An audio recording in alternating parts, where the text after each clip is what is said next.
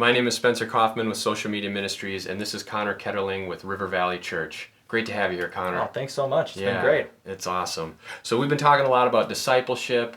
We've been talking about apostles, what it means to be a disciple. You can check all those videos out in a playlist up here. But basically, Connor, when we were talking about mentorship, we were saying how what it means to be a good mentor. Yeah.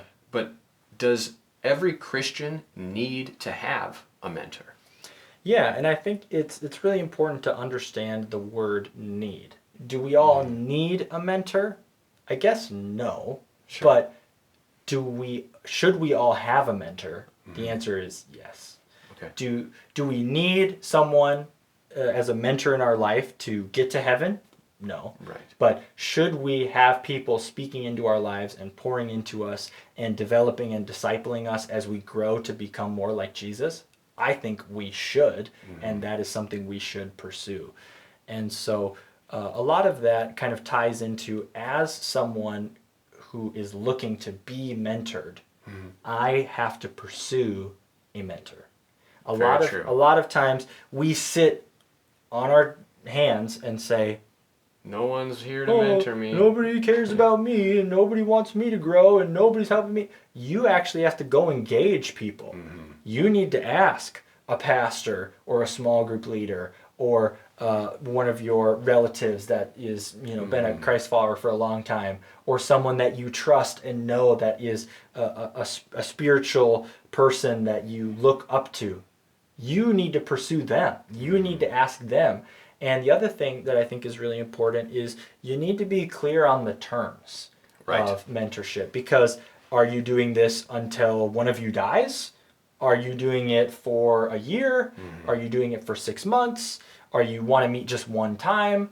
I think that it's very important to set the terms of what are you looking for? Where are you trying to grow? Because as someone who wants to mentor someone, it can be frustrating when somebody comes and it's like, okay, what do you want to talk about? Well, I don't know. Right. Why don't you help me?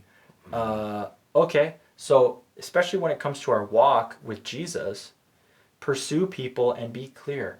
Hey, I see the way that you treat your wife. I see the way you treat your husband. And I would love to be mentored or discipled in how to grow to be a great husband or a great wife. Right. Specifically in an area. I see the way you treat your kids, and I want to learn how to raise godly children. Yeah. I see the way you pray. I see the way you engage in God's word. Or maybe it's just, I see the way you live your life as a Christian, and I want to become a Christian like you are. Help me understand what it means to be like you, or to live the way that you live. So there is an action level of mentorship,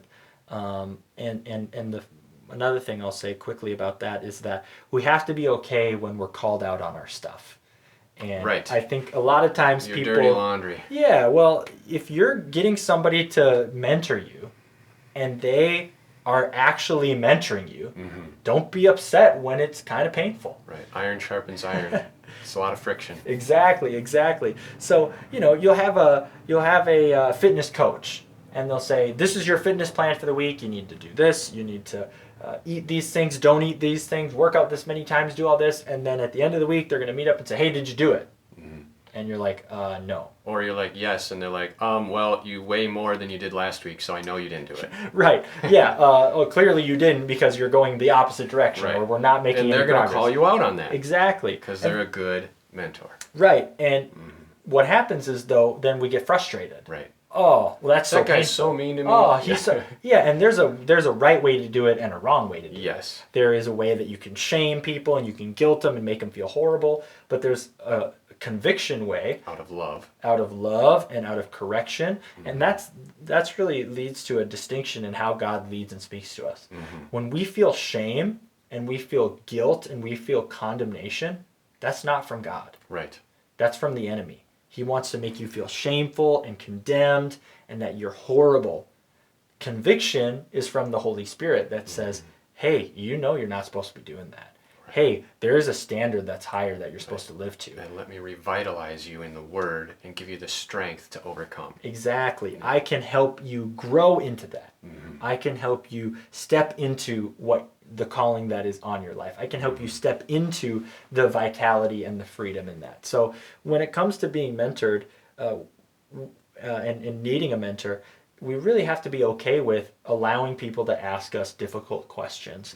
And if you don't have someone in your life that's willing to look you in the eyes and say, hey, are you doing this? Are you doing that? Are you living up to this standard? Are you treating your husband or wife or your kids? Or are you being honorable in your job? If you don't have somebody that's willing to ask you those hard questions, then that's not really a mentoring relationship. That's just a friend. Right, that's a friend.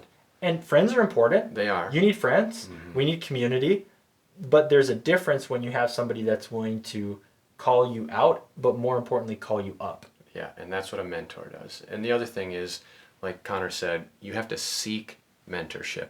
But the other thing that's very, very important, because a lot of you, if you're going to a church or you're even in work, or you found someone and you're like, I want to follow in that person's footsteps and I want to do what they're doing. Maybe you're new in the ministry or whatever the case is, and you found a big influential person and you want them to be your mentor, and you ask them and they say no.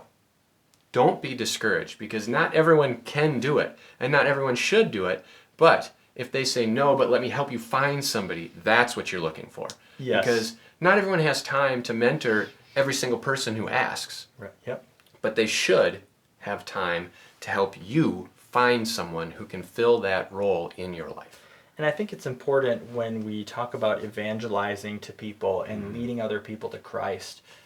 There are a lot of people that are, quote, good, or they enjoy leading people to Jesus, and then they drop them off after that.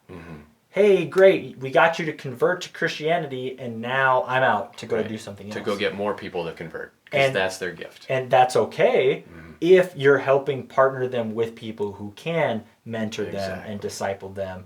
And so what we can do is better as disciples of Jesus is to partner those together. That I'm going to help bring people to Jesus, and I'm going to help mentor or disciple them closer to Jesus. And maybe that isn't something that you're confident in, or that is a gift of yours, or that you feel like you're ready for.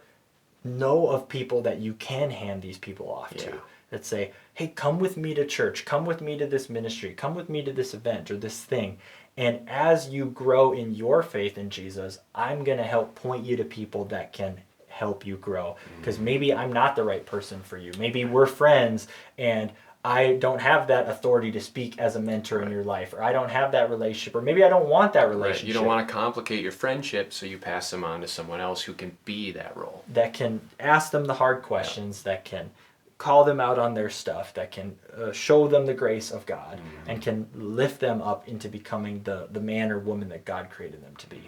It's kind of like, I think it was Billy Graham that said if he could do it all over again, instead of just getting converts, he would train disciples. Sure. You know, and it's true. Like, this is one of the most influential men in the Christian movement, and he's saying it's important to continue to raise disciples, which means if you're the person who's out there getting converts, have someone on your team that you can pass off those people to, so that they can get that discipleship and mentorship that they need.